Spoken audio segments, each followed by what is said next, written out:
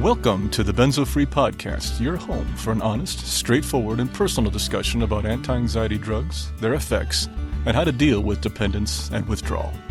Whether you have taken benzodiazepines, Z drugs, or any other tranquilizers, know someone who has, or you just want help dealing with chronic anxiety and insomnia, this is your podcast.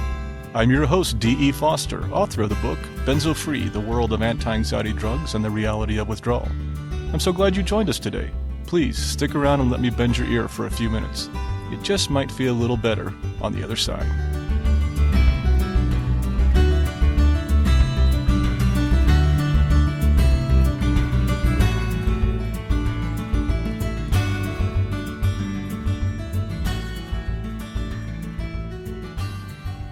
Well, hello there. This is Dee, and welcome to episode 16 of the Benzo Free Podcast.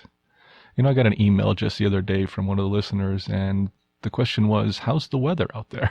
And it struck me as funny because I realized I must talk about the weather a lot in the introduction to each episode. I hope it's okay. I think it's just a way for me to connect with people and let people know what's going on in my life and what's going on around here. And just in case you're curious, it snowed here yesterday. We got about 3 or 4 inches on the ground. Thankfully, the concrete was too warm for the snow to accumulate, so the roads are fine, but we still got a few inches in the grass. And, you know, these late April snow showers we get here in Colorado are kind of nice because that's what really greens up all the plants and the grasses and the trees and the bushes, you know, for spring. And with the moisture we've had lately, I think it's going to be a pretty green spring, and I'm kind of looking forward to that. You know, we've spoken many times about loneliness in Benzo Withdrawal. We all, I think, share the same realization, and that is that nobody really knows what this is like unless they've been through it. And honestly, they never will. You know, my wife and I were watching a sitcom, or I guess called a situational comedy TV show the other night. I don't watch as much TV anymore, but when we do, it's usually an old TV sitcom like Cheers, MASH, WKRP, or something from that era of TV, or sometimes it's Jeopardy. Yes, we do get addicted to our Jeopardy. You know, I don't have anything against newer TV shows. I've tried out several, and some of them are fine. And really good. But to be honest, I'm getting a bit, older now, and I relate more to some of the older shows. Also, many of the new shows are just honestly too dark for me. Too negative. I get enough negativity from my own brain. I don't need to get more from the media I watch. One of the things I truly value about these old sitcoms is how they blend the comedy with heart. Anyone can create a slapstick TV show with bathroom humor, pratfalls, one-line jokes, and some of those are really funny. But for me, the real talent is to develop a show which can be funny and has heart. In my opinion, MASH was king at that. It made you laugh and cry in the same minute, and it felt natural. Now, I realize that I'm mostly talking about U.S. shows because these are the ones that touched me, but I'm sure most of you in other countries around the globe can relate to the media that you grew up with that meant the most to you. You know, when I was a screenwriter, I was always attracted to writing stories that dealt with both, that had some humor and had heart. Stories where you could totally relate to the character and feel what she or he is feeling. Anyway, back to my point here. My wife and I are now watching the 70s sitcom Soap from start to finish. I think we just started on season 2. I watched this when I was young, but my wife had never seen it before. This show is a parody about TV soap operas and follows 2 sisters and their families. I remember the slapstick comedy and running jokes, but what I had forgotten was how much heart this show had. Anyway, 2 days ago there was an episode where the husband, Bert, was getting ready to be committed to a mental hospital. And he was sharing with his wife, Mary, what he was thinking, and he was scared. Bert tried to explain to Mary what it was like living in his head, what his thoughts were, how he felt trapped. At one point he said, that he was trying to keep it all together. He was trying so hard to keep it together. And like I'm doing right now, I just started to cry. I didn't just cry, I started to bawl. I mean, and here it is again as I'm sharing this with you. The tears are now running down my cheeks. This connected to me. On a visceral level, I could feel it, and it really connected to me. I know exactly how that character felt. In fact, I've used some of those same words to explain what this has been like to me. And I turned to my wife, and she was looking at me curiously. She didn't see it. She didn't get it. She even watched the scene again, but it didn't elicit any real emotions in her. She didn't understand. Now, my wife is an angel. As many of you know, she has been my caretaker for years, and she has been amazing. I can't say enough wonderful things about her. But that experience reminded me of a hard truth. Even though she has lived with me and this illness for over 5 years, not including the 12 years I was on the drug, she still doesn't really know what it is like inside my head. And she probably never will.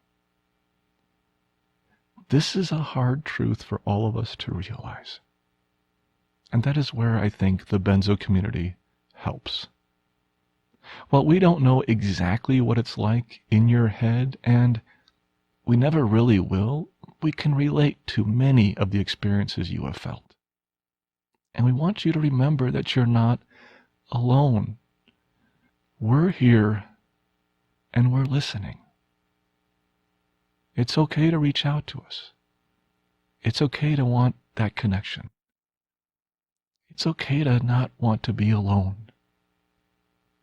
We're here, and we care about you. If you get a chance, let me know how you're doing. Okay, back into gear here.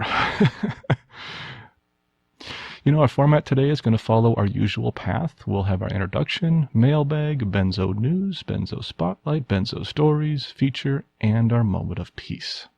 Our feature today is the assault on our senses, Benzo withdrawal symptoms of the eyes, ears, nose, and mouth. This is part of our ongoing series on the symptoms of withdrawal. We will touch on a wide variety of possible symptoms and even cover a few tips on how to deal with them. But first, a word from our sponsor. Okay, so we don't really have any sponsors. I just always wanted to say that. I guess our sponsor is ourselves, Benzo Free. And as you might have guessed, our message from Benzo Free is, we need feedback. If you've listened before, you knew this was coming. Questions, comments, stories, suggestions, corrections, or even what you had for breakfast today, I want to hear it. This is your podcast. And the more content I can share from you, the more Benzo Free becomes the community it was designed to be. So please, tell us what you think. Visit our feedback form at benzofree.org/feedback. Email us at podcast@benzofree.org. And don't forget to sign up for mailing lists at benzofree.org/subscribe. And please remember that the Benzo Free podcast is for informational purposes only and should never be considered medical advice. If you're listening to the podcast on one of our carriers, please leave feedback on that carrier. This helps new listeners find us. That's it. Let's move on to our mailbag. So we have 2 questions today. The first one is from Terry in Hot Springs, Arkansas in the USA. Terry asks the following. I would love any feedback or exposure to this question. I am astonished by our body's attempt to reach homeostasis and the swings in chemicals and hormones. I don't know if I am tilting at windmills or dealing with real underlying health issues. Well, thanks, Terry. I'm going to steal a bit from my book here, if you don't mind. Let me give you a bit of background first. In case some of you are unfamiliar with this process, there are other factors that affect a person's recovery from benzos, but we're going to focus on homeostasis for now. Homeostasis is the human body's tendency toward physiological stability. You see, when a new drug is introduced to your body, your physiology actually changes according to the effects of the drug. Eventually, through homeostasis, your body tends to, rebalance itself or find a new stability. This process can often reduce the effects of the drug, which leads to the need for stronger doses. This is called tolerance. Professor Heather Ashton said the following in the Ashton Manual. Any chronically used drug gradually engenders a series of homeostatic responses, which tend to restore normal function despite the presence of the drug. As your body adapts to a benzodiazepine, it downregulates the gamma-aminobutyric acid receptors, or GABA receptors, decreasing their sensitivity. So GABA has less of an effect. And since GABA is an inhibitory transmitter, the calming effect of GABA is less effective. The sensitivity of the glutamate receptors is also effective, but they become more susceptible to stimulation, increasing the excitatory effect.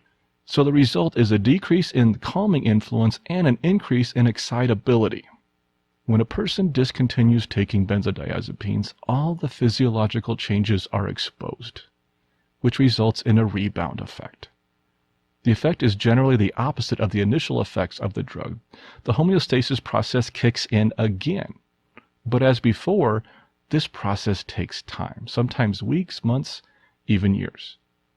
Eventually, stability is reached again, and the withdrawal symptoms subside, and the body returns to normal. Now, back to the specifics of Terry's questions. A big mystery of benzo withdrawal for many is that it is nonlinear.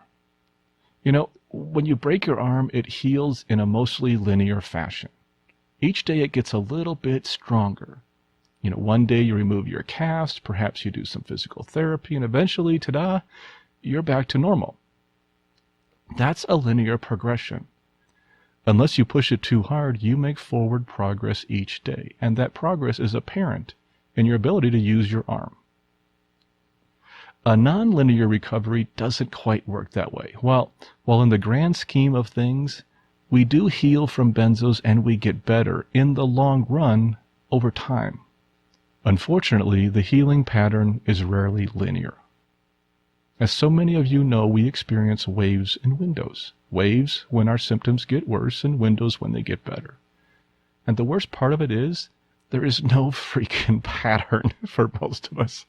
Some don't even experience windows and waves at all. It's just one long-ass wave. Others have a wonderful window, but then, bam, it's back to square one again.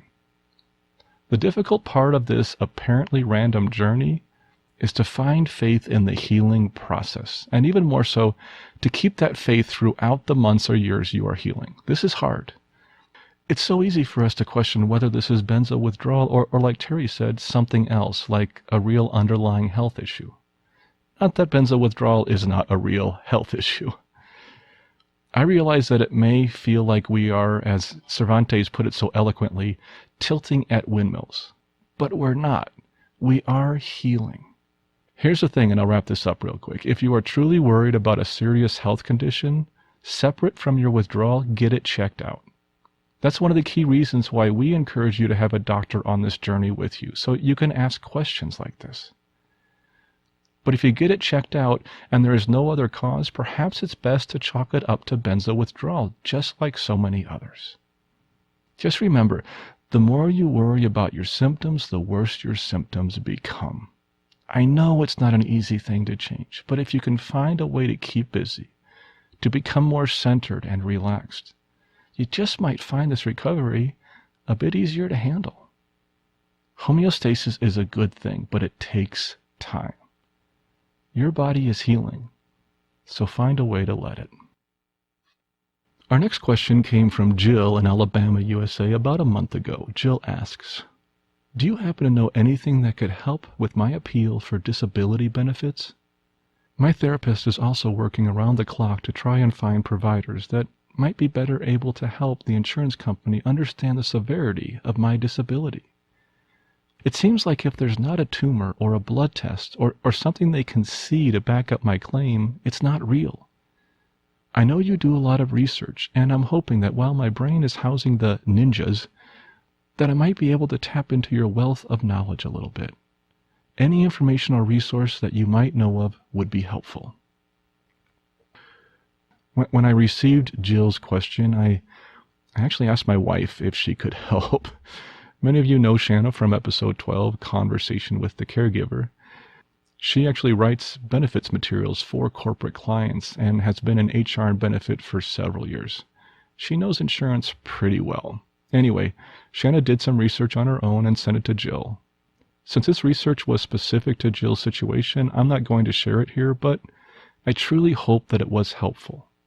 Insurance and disability claims can be a huge problem for so many of us. That is, if we're lucky enough to even have insurance in the first place.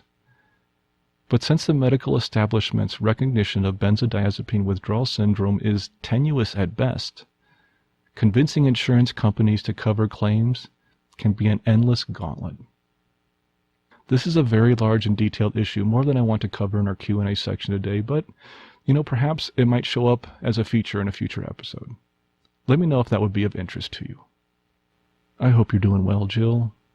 Let us know how you're doing if you get a chance. Take care of yourself. And that'll close our mailbag for today. Let's move on to the Benzo news. Here are the highlights from last week, the week of April 21st, 2019. On Sunday, we announced the start of Senior Week at Benzo Free. Throughout the week, we focused our attention on the plight of benzo use in the elderly. On Monday, I wrote a blog post titled, The Lost Years, A Father, a Son, Benzos, and Aging. In this post, I shared some information about benzo use in the elderly, along with a personal story about my father who was diagnosed with Alzheimer's disease a few years ago. Also on Monday, Benzodiazepine Information Coalition posted a request for people who wanted to share their story of protracted withdrawal with media outlets. You can submit your information on their site. On Tuesday, we reposted an article in the New York Times from 2018 titled, A Quiet Drug Problem Among the Elderly. It sounded the alarm about overprescribing of benzodiazepines in older adults. On Wednesday, as usual, we posted the latest episode of the Benzo Free podcast, and as you guessed it, it was titled The Dangers of Benzodiazepine Use in the Elderly. And it focuses on the statistics, studies, and even possible remedies of this epidemic. On Thursday, we reposted a 2018 article from Specialty Medical Dialogues titled, Once Prescribed, 25% of elderly become dependent on benzodiazepines, JAMA. No need to explain, the title, I think, does it justice. Also on Thursday, NPR's Fresh Air released an interview by Terry Gross with Harvard professor Ann Harrington on the issue of mental illness. Part of this conversation spoke about benzodiazepines, including a question about the addictive qualities of Xanax. On Saturday, Fox News in San Antonio, Texas, in the USA, posted an interesting story titled, The Pills Doctors Are Calling the Next Drug Crisis. It's a short article, but it is a good reminder that even local media outlets are starting to pick up this story. Also on Saturday, we posted the last of our blog posts on Senior Week. I wrote an article titled, 5 Dangers of Benzodiazepine Use in the Elderly. Just as it said, it highlighted 5 unique consequences of benzo use in the older population. You can see all these posts on our Facebook page at facebook.com/benzofree. And please, if you know of any other great articles or news that you would like us to cover, please tell us. And from anywhere in the world, we are always looking for news about benzos, dependence, and recovery, and we welcome any input you can provide. And that's it for the news. Let's move on to our spotlight. Our spotlight today shines on a film, actually. The film is The Benzodiazepine Medical Disaster, a 2016 documentary film by filmmaker Shane Kenny. If you haven't seen this documentary video, watch it. It runs about 52 minutes since it was actually made for television release. And I just watched it again when I decided to highlight it today. This is an incredibly informative video about the benzodiazepine crisis. The good news is, much like the Ashton Manual, it's free to watch, and it's on YouTube. Let me tell you a bit about the filmmaker. Shane Kenny is an Irish journalist who has broadcast for Ireland's RTE, the BBC, and the US ABC networks. He has worked as a journalist for 30 years. From 1994 to 1997, he also served as Ireland's government press secretary. And, of course, Shane Kenny is also a benzo survivor. One of the incredibly amazing things about this film is that it's the only one I found with full-length interviews of both Professor Ashton and Professor Lader. Professor Malcolm Lader was the first doctor to raise concern of brain damage from these drugs all the way back in the 1960s, and has been fighting to raise awareness and improve research ever since. And Professor Heather Ashton studied hundreds of benzo patients in her clinic and wrote the famous Ashton Manual, which has helped thousands of people to successfully withdraw from these drugs. Here is a description by Shane Kenny on YouTube. This documentary tells the hidden story of how benzodiazepines can both maim and kill. The serious, crippling physical side effects of these drugs can last for years after the medication is stopped, possibly permanently. Here's an example that I found of one of the stories that is covered in this video. Professor Lader shared a story about a researcher, Leo Hollister, back in 1961. Hollister had concerns about Librium soon after it was released. That's the first benzodiazepine, if you don't recall. He did a revealing study where he gave Librium to inmates in the U.S. and then stopped it cold turkey after 2 months. As Professor Lader stated, this would be considered inhumane by today's standards, but remember, when Librium first came out, it was considered completely safe. Anyway, there were major side effects from withdrawal in the inmates, even including epileptic fits in some. Remember last week when I shined the spotlight on benzo.org.uk and all the amazing resources there? Well, guess what? Hollister's inmate study is there too. I put a link to it in the show notes. Long story short, this is a great documentary and well worth an hour to watch. You can find it 3 ways. It is listed on our resources page at benzofree.org/resources under the Film and Media section.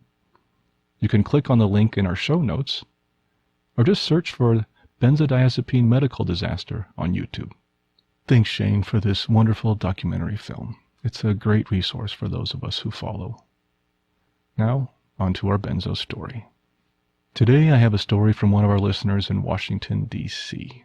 As most of you know, at least in this country, and some of you probably in other countries know, that's the capital of the U.S. This person asked me not to share her name, so I'm just going to refer to her as my friend. Let's take a look at Washington, D.C. I have been there probably 2 or 3 times, as a lot of people in this country have visited our capital at one time or another, either on a school trip when you were young, or later just to see some of the museums and memorials, and look at the mall and visit the Capitol.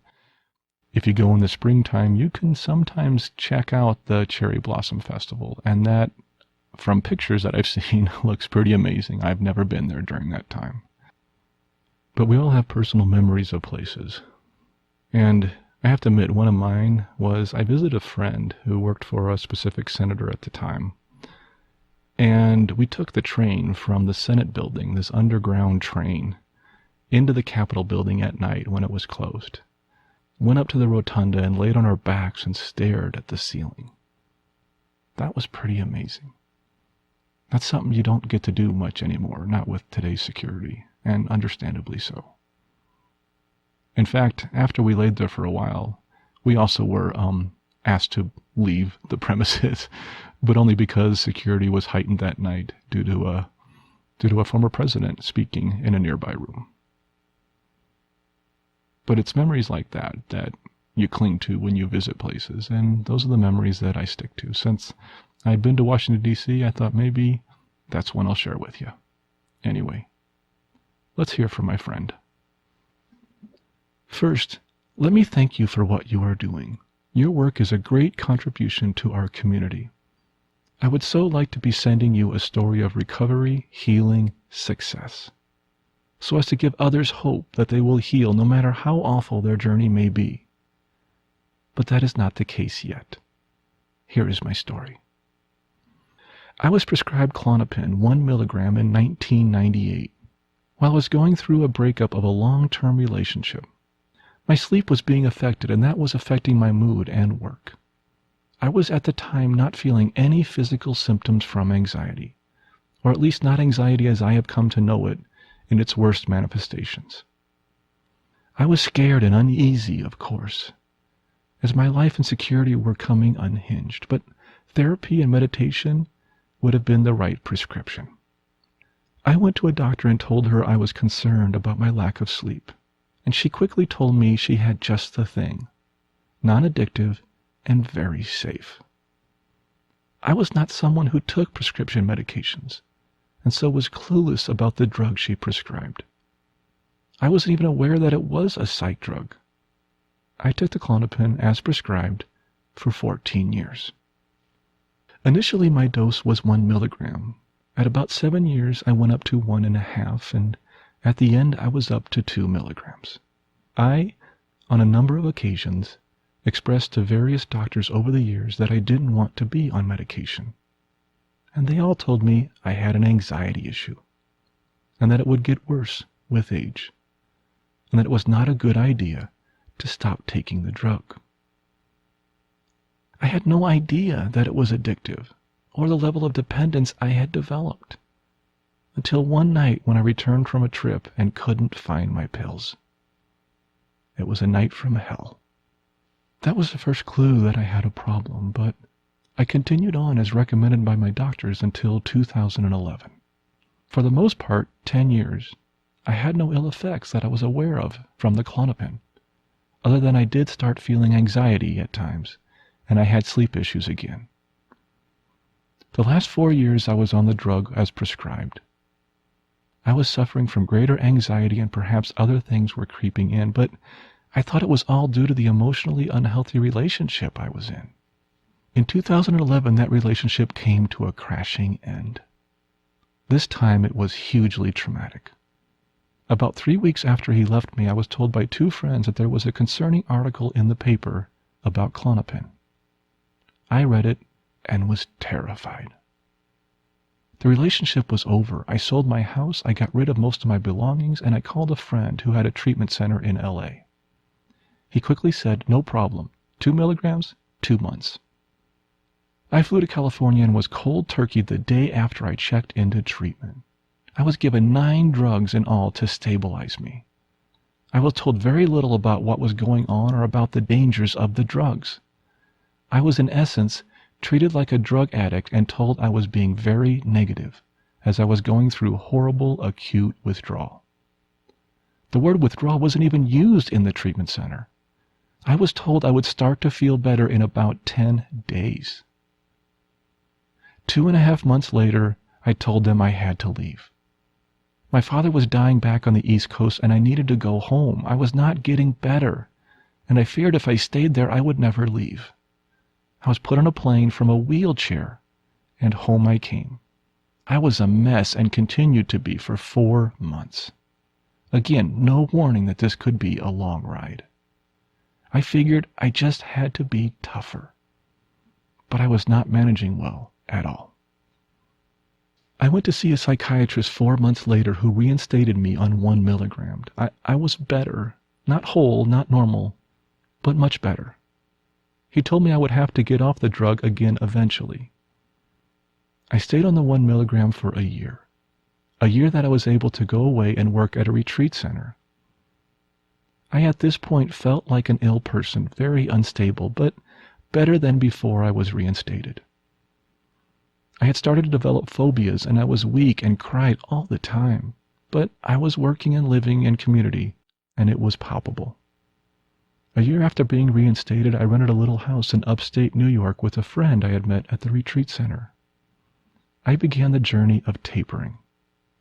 I had no idea how to taper, but a doctor I saw who was filling out my RXs said to just cut back 1/12 of the 1 milligram per month over a year. That was not the right way to taper because I dropped the same amount every month. The year that followed was spent in New York, then Mexico, and a few places in between. I had developed a need to be on the move, and the sicker I got, the more I couldn't stand to stay still. I was getting more and more depleted and disabled physically, but somehow I managed to travel. In Mexico, where I got off the last bit of the Klonopin, I started seeing a naturopath. She recommended I take Valium, but I had no idea how much or what a crossover was. By the time I was off the Klonopin, she had me taking 15 milligrams of Valium. I moved back to the U.S. and moved to Asheville, North Carolina. Remember, I have no home and have a need to move and feel like I have a life. I saw a number of psychiatrists, 4, 2 trauma therapists, an EMDR therapist, did brainwave therapy, went for acupuncture 3 days a week, yoga daily, and it goes on and on. All the psychiatrists wanted me back on Klonopin and wanted to add an antipsychotic and an antidepressant. It took me 2.5 years to get off the Valium, and every step of the way was hell. I had nothing but getting sicker and sicker. With the exception of the year I was reinstated on Klonopin, my journey had been hellish every day. No windows, just hell and worsening hell. I have now been off benzos for 38 months. The first year off was awful, the second worse, and this last year has been perhaps the worst. The utter despair and hopelessness that enters when one has been sick and out of the game of life for so long is devastating. I have lost friends, home, the ability to work, the ability to have anything close to a normal day. I can at times go out to eat or go to a friend's or to a movie, but everything is uncomfortable. Going grocery shopping is still a nightmare, but being alone I have had to do everything for myself. No matter how awful I have felt, I have always been able to drive. I do not have windows. I have bad days and really bad days, and that means wanting to be in bed most of the day. I cannot imagine a life after this, having love in my life again, working, having fun, feeling joy. I don't know what keeps me going. Truly, I do not. Perhaps it is the not wanting to cause more pain to my family. I am feeling pretty hopeless that I will ever feel better. I thought at 6 months, and then at 18, and then 2 years, and then 3 years, and here I am at 38 months, feeling like a walking zombie. I have had depersonalization every single day of this. Some of my physical symptoms have gone away, but it feels like the psychological ones have gotten worse. One wonders if that is just the trauma of the years in hell or the giving up hope. I have a tiny bit of hope, I guess, or I would not be writing this. So, not the story I want to be writing to you, but it is my story thus far. Part of me needs to just reach out to validate this nightmare. There is not a day that goes by that I don't think perhaps I am just a crazy person. Too much instability and broken-heartedness. Is it truly possible for a pill to do this? Then there are many days that I think that my only option is to reinstate again. I am growing old. Losing 8 years is a long time. Well, thank you, my friend. I really appreciate that you shared your story with us. I know that was hard. And taking the time to write that out so people could hear it, and so you could share it, I think it means a lot. I've been corresponding with this person for a few weeks now, and, I keep trying to remind her that it is going to get better, but man, that's hard to do when you've been at this for 38 months. It's really hard to hear, and it's really hard to get that message through to people, because I can't blame her. At 38 months, I'd be saying the same thing. I am now 56 months out, and I can tell this honestly that most of my recovery has happened in the last year or two. I'm truly hoping for you that's the same case, that you are going to start finding your good days soon. They're just around the corner, I'm hopeful. We were both on the same drug at the same dosage, so it's possible our paths might be similar. Take care of yourself. Please write soon. I look forward to hearing from you. And thanks again for sharing your story. And remember, we still need stories, short ones, long ones, whatever you have, and especially stories from around the globe. Benzos are a problem in all corners of the globe, and I love it when our stories represent that cultural mix. The truth is, there are a lot of benefits from sharing your benzo story with us and with the world. Let me explain this for just a minute. First off, I believe that sharing your story is a very cathartic experience. I've heard from so many people who have said that sharing their story with others was part of their healing process, and a very important part. Much like the story you just heard, it can help you feel validated. Second, it helps others feel connected. The first time I heard of Benzo stories similar to mine, I realized I wasn't alone. I realized I wasn't going crazy and that this wasn't just in my head. And third, this is an archive of this bloody mess we're all in. In addition to the podcast, Benzo Free will soon launch a webpage to share some of these stories. This will be a searchable, blog-style kind of resource with stories from around the globe.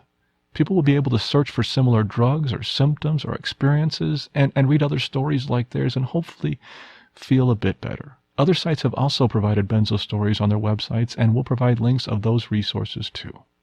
All this documentation also creates an archive of evidence.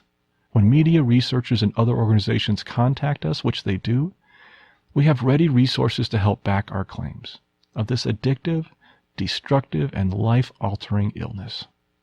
Now please, know there's absolutely no pressure from me to share unless you want to. That's the last thing I'd want to do. For many, sharing your story is just too much, and I completely respect that. And respect your privacy. But if and when you are ready, let me know. I'd love to hear from you. Just go to our feedback form at benzofree.org/feedback or send me an email at podcast@benzofree.org. And don't forget that you can also submit your story in your own voice. Just record it on your iPhone or any recording system you have. Instructions for submitting this are on our feedback page. And that finally brings us to our feature. Our feature topic today is the assault on our senses, benzo withdrawal symptoms of the eyes, ears, nose, and mouth. Some of the symptoms we're going to cover today include blurred and double vision, difficulty swallowing, dry mouth, metallic taste in mouth, oral thrush, sore and dry eyes, sound and light sensitivity, tinnitus or tinnitus depending on your preference, and unusual smells. All these symptoms can be traced back to the same old culprits we've seen so many times before. But let me recap anyway. Our nervous systems have been damaged. Got that? Okay, good. Hopefully I've made that clear. That's the best way I like to look at this, is that we have a damaged nervous system. It's simple, it's clear, and I think it gets our point across. Many of you have been on these drugs long term, and that does damage to the GABA receptors and other mechanisms of our central nervous system. This damage usually heals, but it takes a very long time. As it is healing, weird things happen. We can become hypersensitive to just about anything: taste, smells, sights, sounds, and touch. All 5 of our senses are affected. Ashton says the following in the Ashton Manual. A characteristic feature of benzodiazepine withdrawal is a heightened sensitivity to all sensations: hearing, sight, touch, taste, and smell. When extreme, these sensations can be disturbing. And it makes sense. The signals from our eyes, nose, ears, mouth, skin, all transmitted via our nerves, which are recovering from benzos, to our brain, which, yes, is also covering from benzos, can create a mess. Everything we know about the world, I'm a little philosophical here, but hang with me for a second. Everything we know about the world and everything around us, the people, the weather, the ground, the sky, everything, is perceived through our central nervous system. And that system, even when functioning nominally, modifies the original message and makes it slightly distorted. Our values, history, education, peer and media influences, whatever, these have created filters which tilt the message one way or the other. And that's how we receive these signals from our world. It's slightly skewed when it hits us, when we've interpreted it. And that system on benzos, well, it just goes into hyperdrive. Reality, at least what we previously perceived as reality, can change dramatically. And the messages from our senses become even more bizarre. And it can be frightening and painful and disturbing. That is, until we heal, and we return to the only somewhat distorted view of the world. Wouldn't that be nice to see that again? Let's talk about some of these symptoms. Let's start with our eyes. Some people suffer from vision problems during withdrawal. Benzo withdrawal can affect the eye muscles, which can lead to distorted vision and even eyelid spasms. Ashton says the following: the muscles, especially the small muscles of the eye, are not well coordinated, which may lead to blurred or double vision or even eyelid spasms. Ashton also mentions that double vision, when accompanied by numbness and or muscle spasms, all of which are common in benzo withdrawal, can be mistaken for multiple sclerosis, and people have been misdiagnosed because of this. Some people also complain about dry eyes during withdrawal, often in conjunction with dry sinuses and mucous membranes. Artificial tears may help with mild cases of dry eyes, but many other treatments are doctor prescribed. Remember that your eyes are extremely valuable to you. If you are concerned, get them checked out by an eye doctor. It's also not uncommon for people in benzo withdrawal to say they have extreme sensitivity to light. As I've said many times before, our nervous systems have become hypersensitive and hyperexcited and can overreact to regular everyday stimulation. Many patients have to wear dark glasses just to go outside. Others have even closed all the windows of their house and live by low light or candlelight and can't go outside at all. Light sensitivity can affect every aspect of your life, and it can be incredibly debilitating. The good news is this, like many of the other sensory symptoms of withdrawal, does go away in time. Unfortunately, patients can be hard to find. Let's move on to the ears. Much like sight sensitivity, which we just talked about, it's not uncommon for people in benzo withdrawal to say they have extreme sensitivity to sounds. They too often isolate themselves in their homes to avoid unwanted sounds or noise. Ashton shares a story of a lady who had to stop all clocks in her house because they were unbearably loud. In our Spotlight section today, I shared the documentary film by Shane Kenny.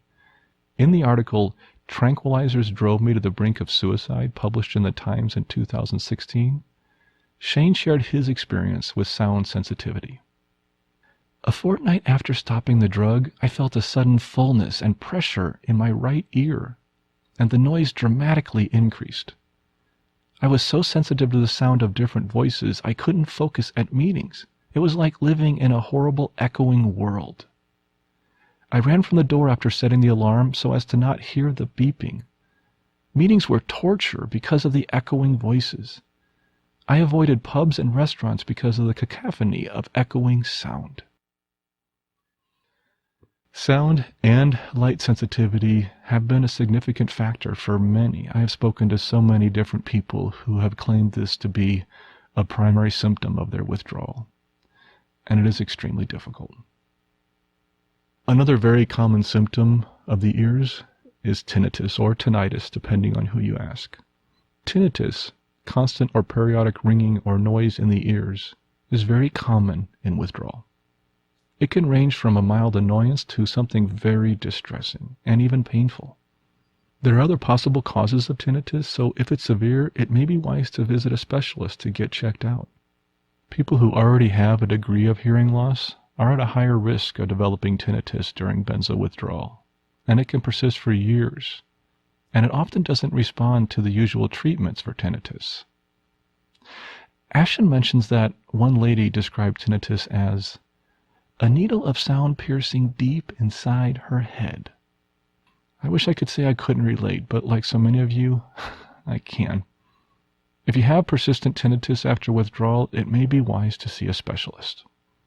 I have to mention that of all the symptoms listed today, this was and is the most common for me.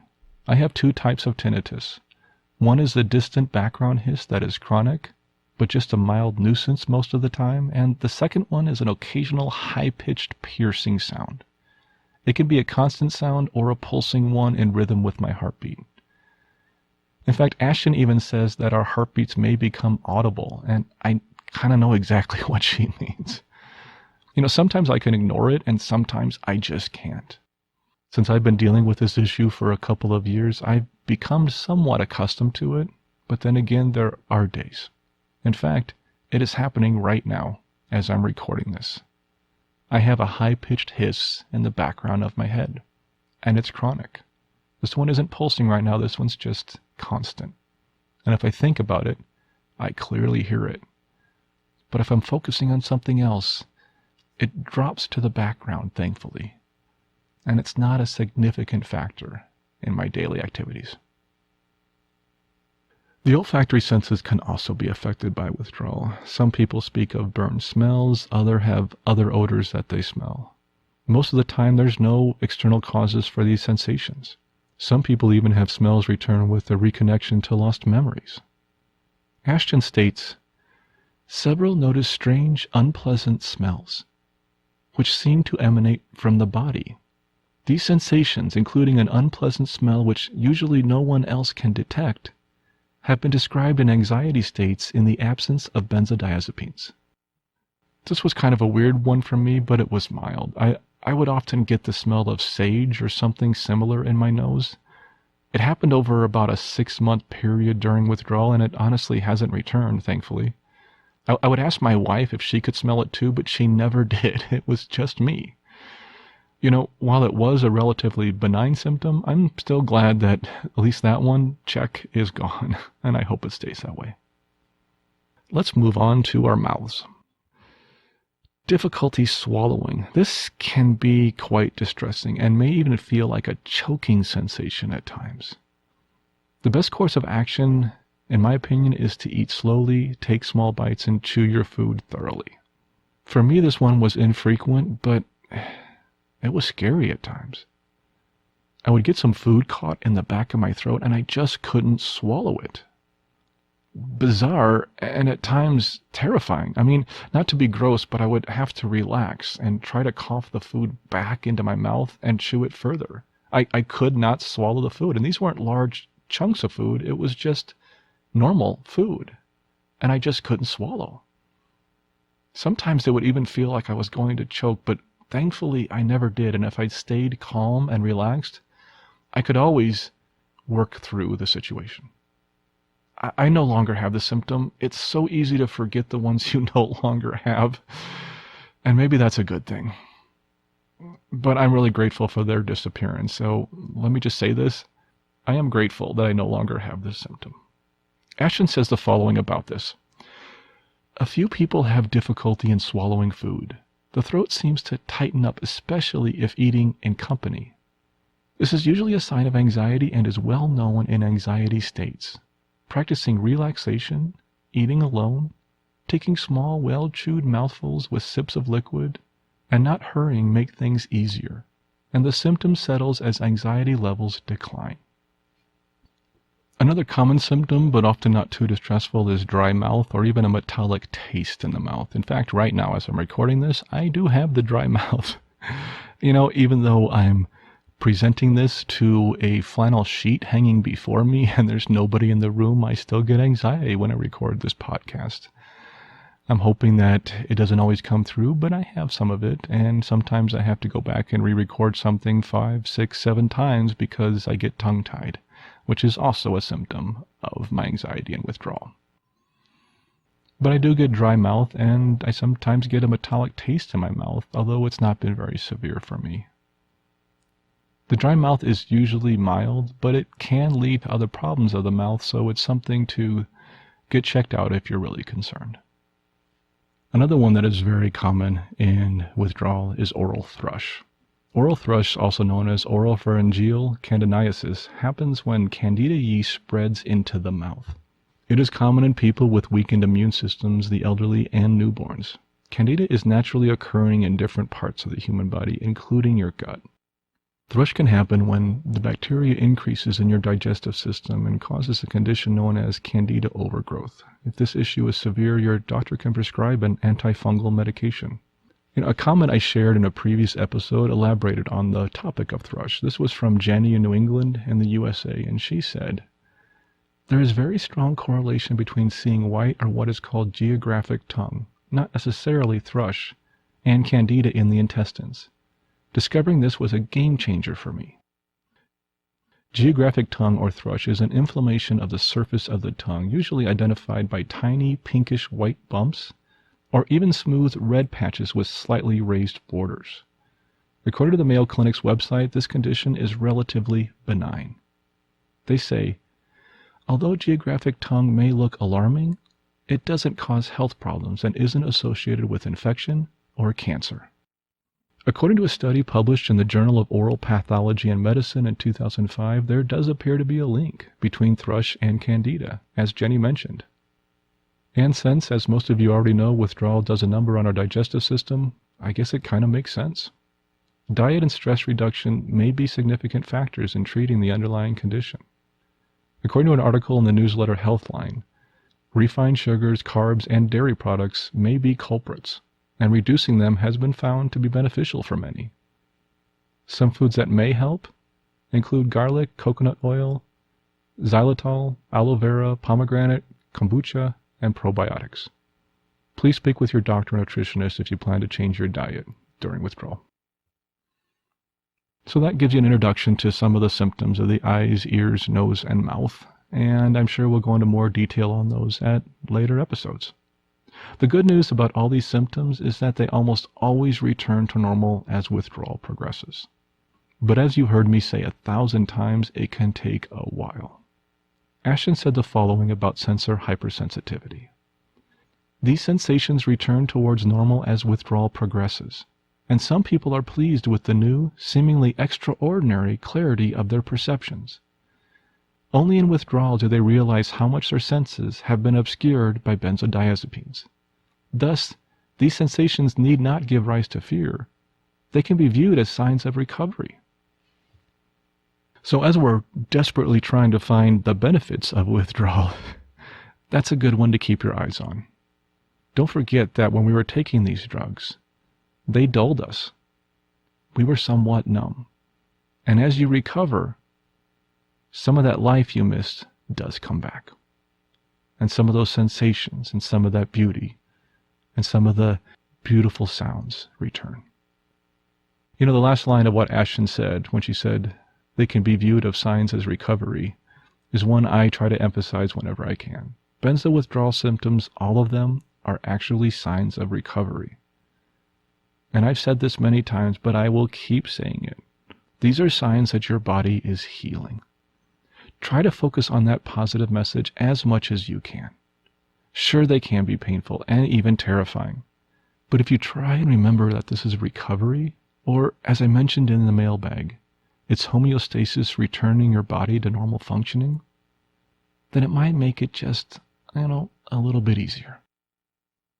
Thanks for listening to our feature. Let's move on and close out this episode. Here's our disclaimer. This podcast is for informational purposes only and should not be considered medical advice in any way. The host of this podcast is not a medical professional, nor is he engaged in rendering medical, health, or psychological advice, nor any other kind of personal or professional services. The views and opinions expressed by our listeners and interview guests on this podcast, whether read from textual submissions or presented in their own voice, do not necessarily reflect those of the Benzo Free podcast or of its host. Withdrawal, tapering, or any other change in dosage of benzodiazepines, non-benzodiazepines, or any other prescription drug should only be done under the direct supervision of a licensed physician. Our full disclaimer can be viewed on our website at benzofree.org/disclaimer. And now it's time for a moment of peace. This is just 1 minute, and it's an opportunity to quiet your mind a bit, before you return to the chaos of the real world. The way this works is that I'll give you a brief introduction with a suggestion or mantra, and then I'll play a soft bell, which will indicate the start of 1 minute.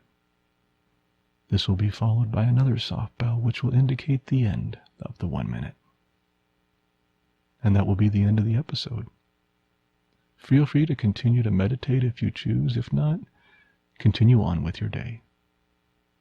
Now please remember that should you do this exercise, only do it if you are in a safe place. Today we're going to focus on the practice. It's a Buddhist tradition called Tonglen. You can also think of it as taking and sending meditation. Tonglen takes our focus off ourselves for once and places it on someone else who is suffering. I know this may sound counterintuitive to you at this time, but this can be quite effective. We start with something called bodhicitta. This is just a moment of openness and calm. You open your heart and mind to the space around you, releasing the tightness in your body. Then, on the in-breath, we breathe in the suffering. This can be the suffering of someone you know, a family member or a close friend, someone suffering from illness, loss, or loneliness, perhaps someone who is going through withdrawal or recovery. You can even focus on yourself to help you get started. Breathe in the pain, the darkness. Breathe in the suffering. And then on the out-breath, breathe out love, healing, and compassion. Send this positive energy out to the person you are focused on.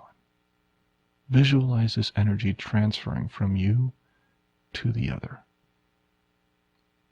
Start this practice with one person in mind, and then you can expand it to everyone who is in a similar situation.